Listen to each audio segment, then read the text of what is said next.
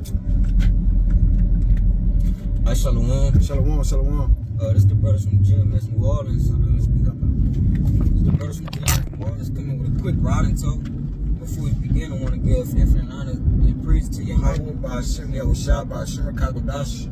double honors to the elders and apostles of Great Millstone, and peace, blessings, and salutation to the hopefully elect. Shalom. Shalom. For this quick lesson, I just want to go into this video, and I forget where I saw that. I forget if it was a TikTok or a YouTube short or whatever like that, but basically the guy on there, he said every man possesses something inside them that no matter what they won't compromise. And when I heard it, it instantly clicked, in my head. I applied it to the truth. As men of the Lord, we have something in us that we won't compromise, right? And that's our faith and our integrity, no matter what happens, especially if we're of the elect. Alright? Which we get Proverbs 20. We can start at verse 6. The point should be in 7. Yeah, we went into this last night too. This Proverbs 20 and 6. It says, most men will proclaim everyone his own goodness, but a faithful man who can find the just man walking in his integrity, and his children are blessed after them. Right, the just man walking in his integrity. Alright? So what guides us, first is faith. We believe in the law, statutes, and commandments. Alright, we believe that Yahweh is, that Yahweh Ba'ashem Yahushua is, through the Spirit. Alright, and then we have our integrity that makes us stick to it. Right? And when you go in that word integrity too, I had looked it up. Alright, it goes into your honor. Alright, being morally intact. And the men of the law, we morally intact, right? Because our integrity makes us loyal to the law, statutes, and commandments, which is life, right? And if that's our life, we're going to be loyal to it, right? We're going to stick to it, right? Because that's what we believe in. People, whatever you believe in, right? You're gonna be a product of it, right? Or you're going to act on it. What it says in James, faith without works is dead, right? So whatever you believe in, you're going to act accordingly to that. And as men of the Lord, we act according to our faith, right? And our integrity is what keeps us from committing sin. Committing adultery. We ain't gonna be out here committing adultery. We ain't gonna be out here stealing. From our people, stealing from brothers and things of that nature. But our integrity is what holds us in place. Yeah, they keep us from walking naked. Yeah. They're basically having a blot on us, because your integrity is what the Lord instilled in your substance.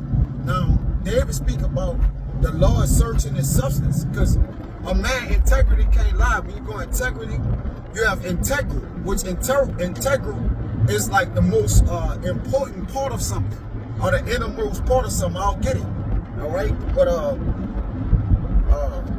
going to this substance, just to go into what you was talking about, right? This is Psalms 139 and 15. It says, "My substance." I'm gonna start at 13. It says, "For thou hast possessed my reins; thou hast covered me in my mother's womb. I will praise thee.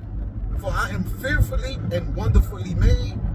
Marvelous are thy works, and that my soul know it right well. My substance was not hid from thee when I was made in secret and curiously wrought in the lowest parts of the earth." Now, I mentioned that word substance, and I'm going to give it right back to you. All right, because I want to get that, right? Because substance and integrity is what's put in a man. How it says, his soul that is lifted up is not right in him. It goes to your integrity, right? He'll throw his integrity away for a morsel of meat, red pottage. A moment he'll have a mortal moment, and all his integrity will go out the window, which he wasn't given that.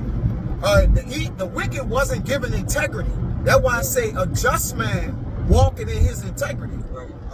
You got it. Yeah, I wanted to say too, because he saw that he ain't faithful. You don't got faith. You don't got faith. Right? So if you don't have the faith, you ain't gonna have integrity. Yeah. Right? You got it. Yeah, it says substance. I'll get the mother precepts for you. I just wanted to. That's your bone, your power, your might, right? Your strength. So that's everything that constitutes who you are. Your integrity. I said integral. Now let me get integral real quick. All right, because that's the root word inside integrity. Your integral is the whole, intrinsic, the part to a whole. So it what makes you whole or perfect or completion is a man integrity. That's why in order to be complete, it says mark the perfect man, for the end of that man is peace. He have to be finished. But to be finished is to what? To watch after how that man had faith. You can't finish without faith. All right, so faith is the end all of all of us, which that's part of you forming to become perfect, or your integral part of you, man. Okay? Let me finish this out in 16. It says, thine eyes did see my substance. So did the Lord just look on the inward parts of what he made? When he spoke of David, he said, David is a man after my own heart, meaning he's after my own integrity. And we all know the Lord has integrity. All right? It says, yet being unperfect. So when the Lord saw us being unperfect, when we didn't, sometimes we don't use the law or we fall short of things as we walk. All right? The Lord knew we was going to have to be imperfect. But he had made us perfect.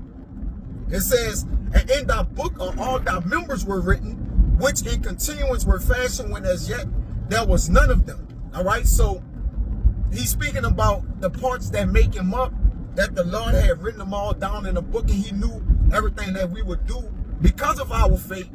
With having faith, the times we'll become unfaithful, but ultimately understanding how integrity, plays a major part in what keeping everything together. You got it, though, bro. Yeah, integrity, man. Standing up for what you believe in, holding it fast, right, and acting accordingly to that, right? That's integrity. Right, they got men, in the scriptures with different accounts who was full of integrity. Right, David was one of them, Moses was one of them, Noah was one of them. Right, you got Job. Right, all their faith, and their integrity was tried. Right, for what because it was connected to what they believe in. You got it. It's Job 27:6. My righteousness I hold fast, and will not let it go. My heart shall not reproach me so long as I live. Read it one more time. It says, my righteousness, Job 27:6, I hold fast, and I will not let it go. Just like holding your integrity. Like, look, I'm not gonna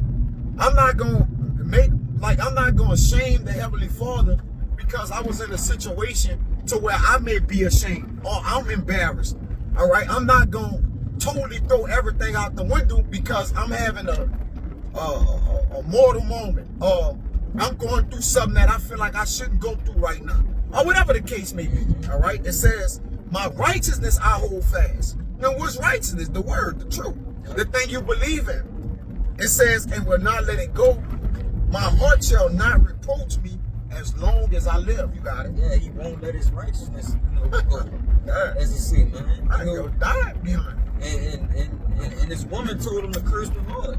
Right? But it said Job did not sin with his lips. Right? So he kept his righteousness, he kept his integrity towards the Lord.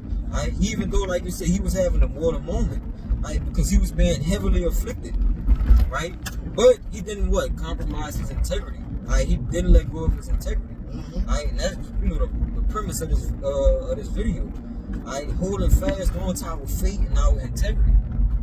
Yeah, Paul say, prove all things, hold fast to that which is good. So even in your integrity, it's gonna be a proving ground, and where we're gonna see if a man integrity gonna uphold. Because the Lord hear the epistles and see us, and those different matters. But a man faithfulness always precedes it. Like, if you faithful, you gonna be faithful, my man. Because that's the way the Lord made you from the womb. Right. So like you say, if it's in you for you to let your righteousness go, or for you to forsake the Most High, you're gonna do that too. I don't want to write this out. We don't do that, but we understand that it's gonna be proven. We got to be tested. We got to be afflicted, and we got to go through things. But like you say, The integrity marks who the man is. That's why the Lord said he don't look it on the countenance, he looking on the man's heart. In Samuel. I'm going to get that. Yeah. But you know, that faith and that integrity, they go hand in hand. You can't have one without the other. You know? Like, you gotta have integrity to be righteous. For real. To do right, you gotta have some kind of integrity about you. Right? Like sinners don't have integrity. Yep. You know, they don't have They don't got no integrity. Yeah, integrity. I got it. Yeah, go ahead. This 1 Samuel 16. That's a good point.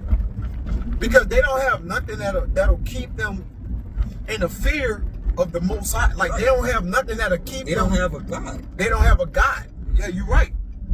You know, 1 Samuel 16:7. But Yahweh said unto Samuel, look not on his countenance or the height of his stature, because I have refused him. For the Lord said not as man said, for man looketh on the outward appearance, but Yahweh looking on the heart. You got it. Yeah, so the Lord look at the heart. You looking at your integrity, like what you made of, right? When you try, like how you gonna come out after you've been trying? How you gonna react? Like, you gonna give up? Like you gonna I gotta go down. Yeah, how you gonna react? Like when you're back against the wall. There's the parking lot coming up. Yeah. When you're back against the wall, right? What you gonna do? Yeah, then, like as we've been saying, your integrity actually defines you. You gotta come across and come back. Right? That's the definition of a man. You gotta turn around. Right here. You can't go down. You gotta go across that. Yeah. So that was defines a man, right? His integrity. And that's what's gonna precede you. That's gonna precede us all. Because we can talk about what we gonna do, but it's all measured in when you gonna do it, man. All right? It's all measured in if you about backing up what you say. You know? And we gotta all get tried for it's the integrity of a man. You know?